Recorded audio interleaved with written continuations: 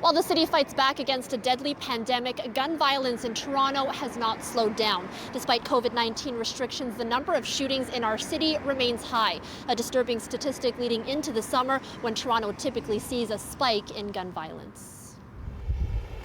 More than 10 shootings across the city in the past 10 days. A string of gun violence just last night. 2 boys were rushed to hospital on Grand Ravine near Jane and Finch. But to some, incidents like this are not surprising. People are under a lot of pressure, and that's quite apart from, gang-related violence, which is quite resistant to cycles of changes. According to statistics from Toronto Police, since the beginning of the year, the number of shootings has been on the rise compared to last year, with a significant jump in March.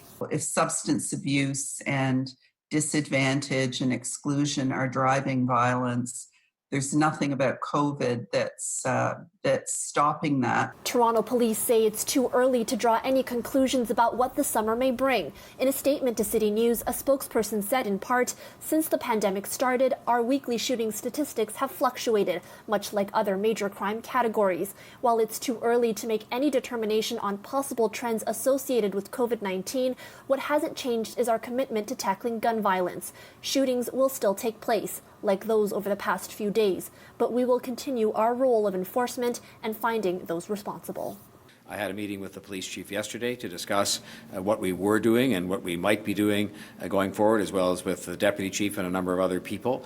I will be working with him to make sure that we have the resources that we need to have plans in place, as I believe we do now, but to enhance those plans to make sure that we can fight this violence as best we can, regardless of the weather and regardless of what's going on with the pandemic. Sukyur worries that many of the summer programs and job opportunities for youth that are now gone because of the pandemic may inadvertently add to the problem, calling them covert crime prevention strategies. We're losing so many of those services and programs. I think we're in for a rough time. Sukyur believes continued border restrictions may mean less firearms being trafficked into the country, but there are still plenty of illegal firearms already on this side of the border.